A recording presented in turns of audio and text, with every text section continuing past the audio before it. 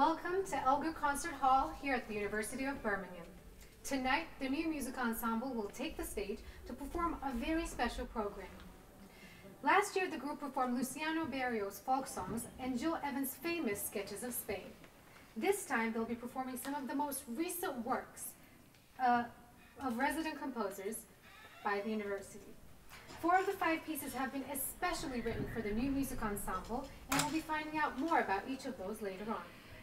So what is this music-making group all about? Jack Richardson went to find out more. Pierre Boulez, the most prolific composer of the 20th century, said, "It is not enough to deface the Mona Lisa, because that does not kill the Mona Lisa. All the art of the past must be destroyed." Quite a controversial statement, but the sentiment is key to show how important composing and performing new music really is. With the figures of Edward Elgar and Granville Bantock watching over, the University of Birmingham is constantly encouraging composition and performance of contemporary music. One of the most active promoters of contemporary music here is the New Music Ensemble, a contemporary group solely dedicated to performing avant-garde and new music. But how exactly did this group first start? Despite performing new music, the group itself is not actually very new. The New Music Ensemble, or NME for short, is thought to have initially been established in the 1980s by students studying composition who wanted to hear their works performed. Until just a few years ago, the NME only showcased student compositions, but in 2010, the music department organised the acclaimed concert Squares, Circles, Labyrinths. This marked the beginning of a new era for new music at the University of Birmingham. The concert was a mixture of 20th century European avant-garde pieces and Renaissance choral masterpieces performed in Birmingham's rave venue, the Q Club. More than 150 students took part in the 2 performances, including the NME. This concert marked an important step in making the NME what it is today, but it wasn't until the following year, when conductor Dan Rossina took over, that the NME became a hand-picked group of student musicians. Dan introduced a new direction for the ensemble, which in recent years has led them to perform both famous contemporary repertoire as well as commissioned pieces.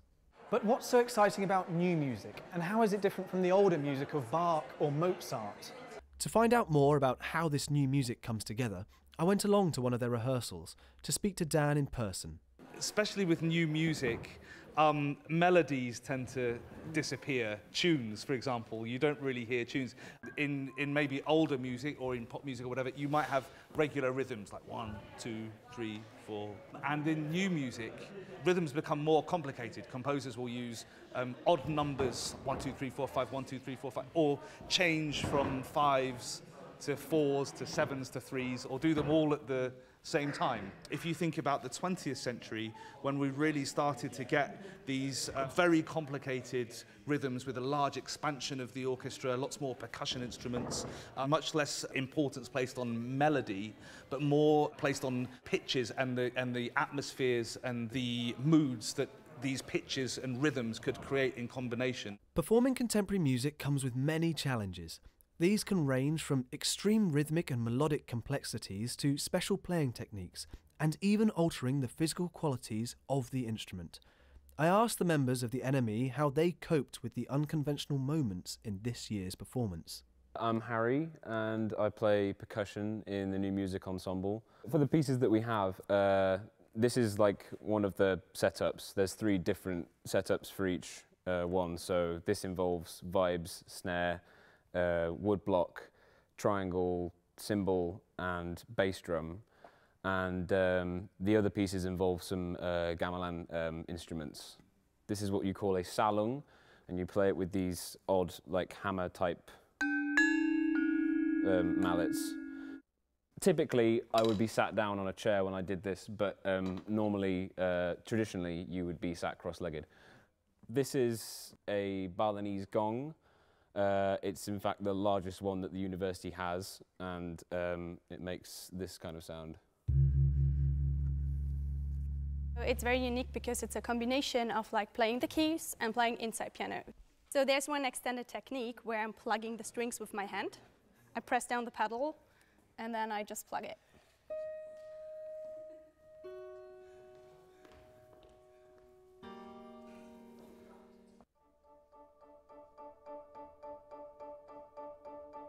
During the past 6 years, the New Music Ensemble has evolved under the baton of Dan Rosina and has become one of the most prestigious performing groups at the university.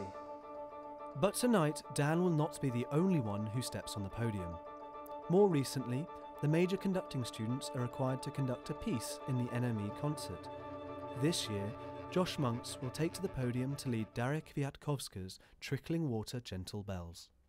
It's been a really good opportunity for me to get to know a new piece with new composers and to work with an ensemble like the NME. There's a lot going on in the piece. There are lots of different things in different places, and I've got to keep a check of all of those things going on at the same time. And it's interesting to see if we can get as much colour out of it as possible.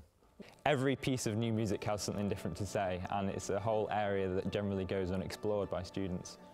I've enjoyed taking a closer look at the New Music Ensemble, a group of truly talented musicians performing new and innovative compositions. I can't wait to see what they've got in store for us at their next performance. We're delighted to be joined by our guest for this evening, Dan Rosina, the Director of Orchestral Studies here at the university and the Musical Director of the New Music Ensemble. Good evening, Dan. Good evening. How are you feeling about tonight's performance? Good. We've already played this program once before in a concert we gave about 2 weeks ago. And all the composers were happy, the musicians know what they're doing, so I think we're in for an even better performance this evening. Awesome. And I know that you're very involved in promoting contemporary music here at the university. Yeah. Why is it so important? Well, music would die. If people stopped writing music, there would be no music left, and we can't just carry on performing music that's written in the past. And of course, all music was new at a certain point. If we want this area of music to carry on growing and developing and giving listeners an amazing experience, then and of course having music written for performers and of course developing composers, then we must play this music always. And we're in the era of technology now, and music is becoming more and more computer-based. So how is contemporary classical music responding to technological innovation? Well, tonight's a perfect example, right? We're doing this live stream, so we're excited about that. For many years, many years actually, as long as computers have been in existence, composers have been working alongside that, making electric music, music with live electronics. So there has always been a group of composers who have always thought it's the most important thing to do is to keep up with the developing technologies and constantly looking at music's relationship towards that. What's the most exciting aspect of performing new music for you? Just you know, composers are these. I mean, I must admit, I'm very envious of these composers who can find the right notes that really express something so clearly. And to be able to work alongside them, you can't call up Beethoven and say, you know, how do we play this? But when you're working with composers, there's a constant dialogue. And it's the most exciting thing, hearing a piece of music for the very first time, hearing these notes in a room for the very first time. It's so exciting. Is it difficult to rehearse a new piece for the first time? Yeah, sometimes. I mean, some of this music is very complicated and difficult, and it takes a kind of a forensic approach to rehearsing. You have to take things apart, put things back together again. Often it's difficult technically to play or rhythmically to count. So yeah, there are difficult aspects to it. All right. But we get there. Thank you so much for That's a joining pleasure. us, Thank and you. best of luck for this evening. Thank you. So we'll be finding out more about our next piece now. Trickling Water, Gentle Bells, composed by Darek Kwiatkowska, and it was first performed in last year's New Music Ensemble's concert. We spoke to her about the piece and her inspiration.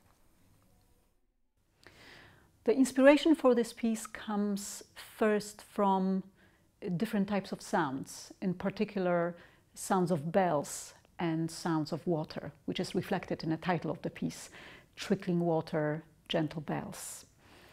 One of these sounds is, as I said already, bells. All sorts of bells, little, small, tiny thingies, as well as big gongs and church bells, etc. And the water, sounds of water, is something that is not new in music. It's something that inspires a lot of composers, Debussy, for example. It has some sort of eternal quality to it, because when you think about Sound of Water, it's something that does not have the beginning or the ending, it just lasts. So this is a kind of sound that I also find very inspiring, very calming, very pretty, a very kind of meditative nature of water sounds. I'm very often fascinated by all sorts of instruments that come from different cultures, or instruments that use different techniques of playing, etc., etc. Throughout the piece, all instruments participate evenly. It's really a piece about different textures and different combinations of sounds rather than melodies or harmonies in a traditional sense. I really want to create a sense of kind of suspended texture, suspended in time, very slowly progressing. It's very calm, it's very meditative, it's very quiet, and yet in the middle there is a sense of hidden frustration.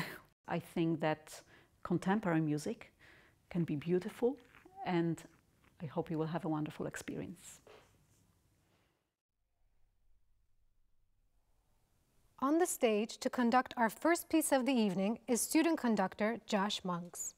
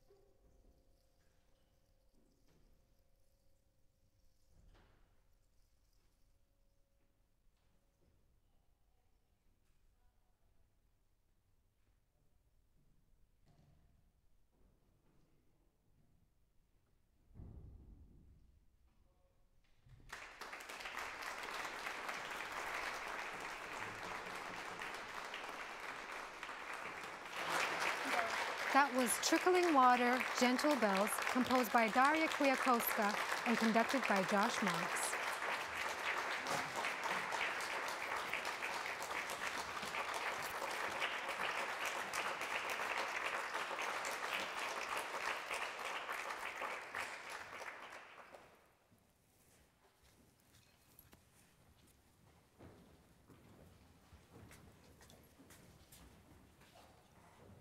Now, not all of tonight's pieces are written for full ensemble. The next performance piece is for solo piano and will be performed tonight by the composer himself, David Onatch. Here he is to tell us more about the story behind his piece that is simply called Tall. One of the things about the clock tower, the Old Joe clock tower, is that its tolls are really heard across the entire campus at any time of day or night. It's a very distinctive sound, it's a very inspiring sound, it's a very evocative sound, and I wanted to respond to that in my piece Toll.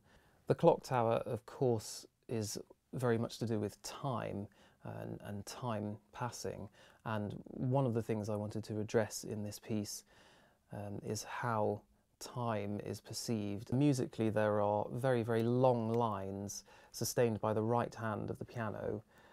This I took as a challenge to do single notes the whole time, no matter how big the texture gets. Sometimes with all the different elements going on in the piece, the texture can get quite complex. So you might have a large chord being gradually built up across the full register of the piano for a few bars. So something like this.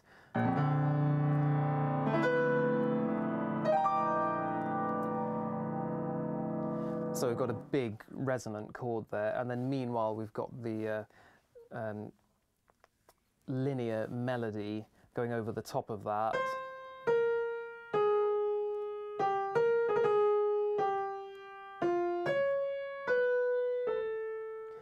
And then also simultaneously there might be the sort of very obvious clock tower tolls.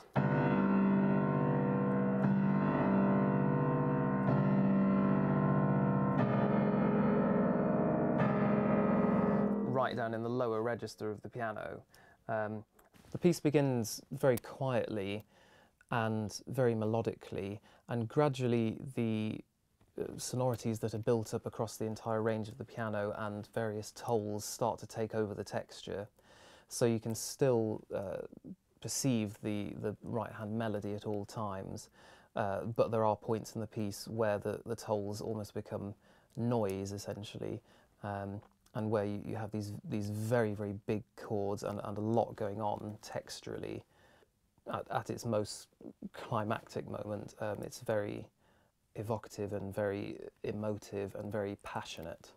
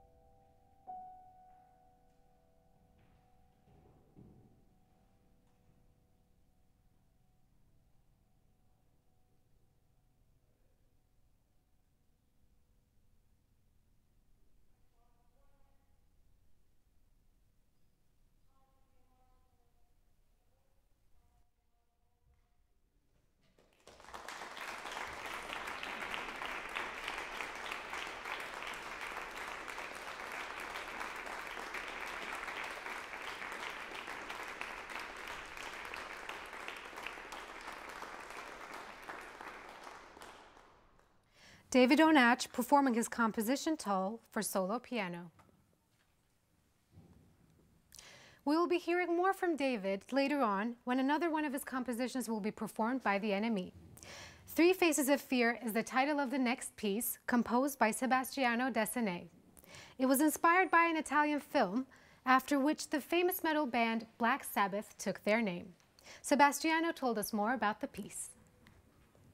The main inspiration for writing the piece was this Italian movies from the 60s titled I Tre Volti della Paura, which means Three Faces of Fear. The movie is divided into 3 episodes, and for each episode you get several modes. And weeks after I watched it, I decided to start composing referring to those moods, but not remembering much of the original music.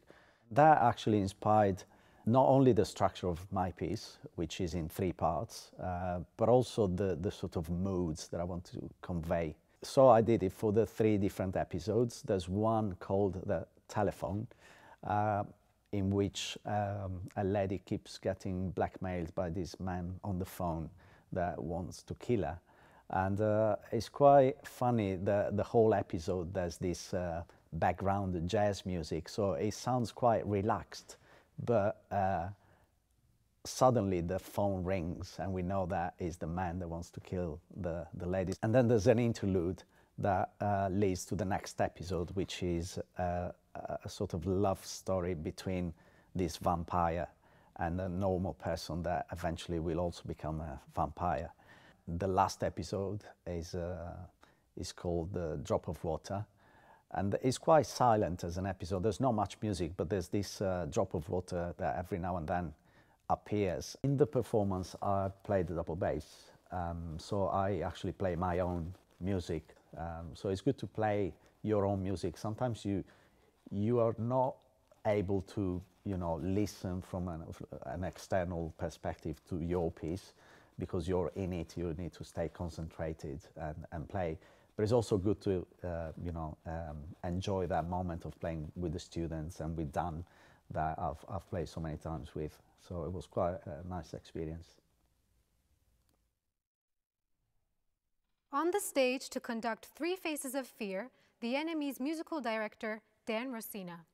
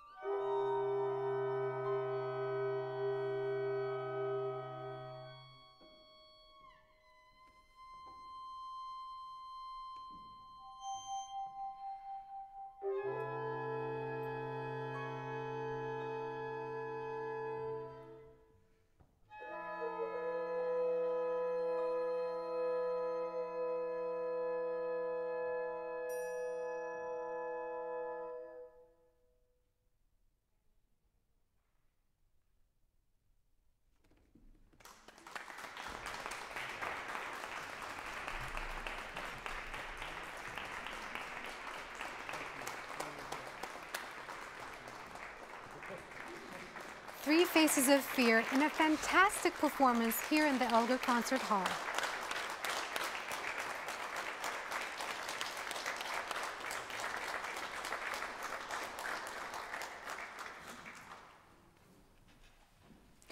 The next piece is the second commission by the New Music Ensemble, inspired by the film noir genre. Here's Fumiko Miyachi to tell us more about the inspiration behind her piece, Echolalia. Dan asked me to write a new piece for the New Music Ensemble, and the brief I was given was this, that it had to fit a program of pieces all to do with film noir. My starting point was rather limited because it's not a genre that I'm familiar with. The only two things I could think of were Psycho, the movie, and Vertigo. And just following that train of thought, I did a bit of research into psychological conditions or phenomena, and came up with echolalia or echolalia. It means where it could be one or two things. It could be a child repeating, parroting back what they hear, or it could be a medical condition where you have the compulsion to repeat what you're hearing.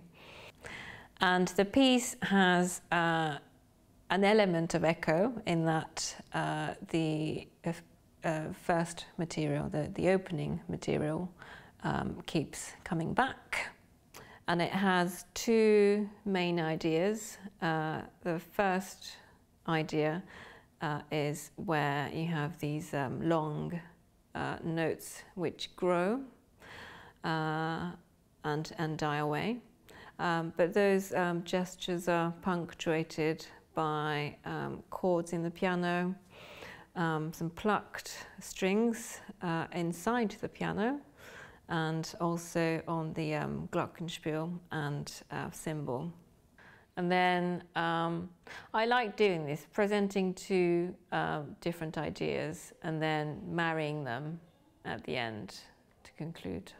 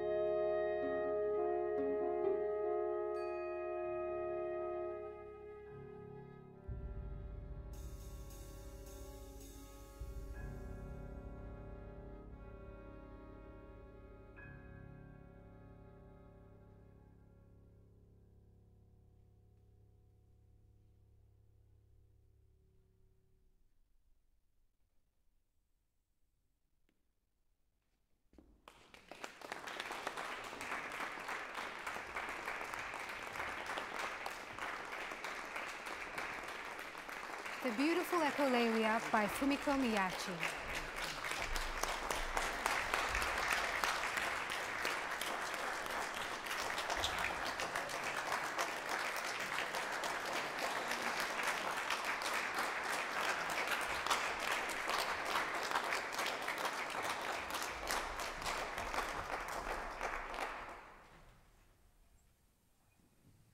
And so we come to the final piece in tonight's program. Enigmatically named The Face of the Deep is the second piece in tonight's program by composer David Onatch. It was commissioned especially for the NME, and tonight will be the work's second ever performance. David told us more. The word deep or the word depth, it just makes me think of something incredibly vast, almost frighteningly vast. That was one of the images I wanted to evoke in this piece, and that's where the title is drawn from. And the opening of this piece, it starts with a huge glissando on the strings right from the extreme top of their register, right down and down and down over quite a long time. And I wanted to use register in that way to give a very direct evocation of depth. That initial descent on the strings then actually forms the theme of a theme and variations, and it was a challenge to me as a composer to use what is essentially just a gesture, a downwards gesture, as the essential material of the piece, which I'm then going to extract elements from and vary or preserve elements of, but put into different forms and present in different ways. So it's not a theme and variations in the sense of the theme at the beginning and then successive variations. Actually, variations are interspersed with the theme, but the theme itself starts to become modified and something like a recapitulation of the theme at the end, but in a different form.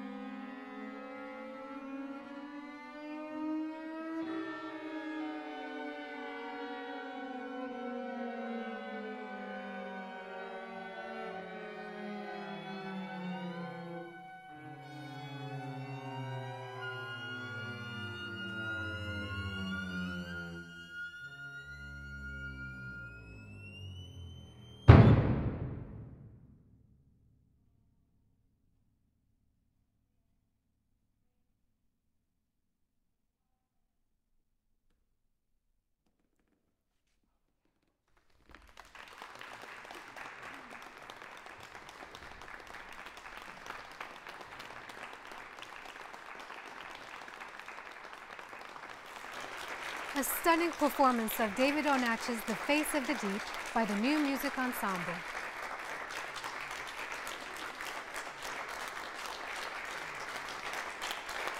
A big thank you to all the talented musicians and composers featured in tonight's concert.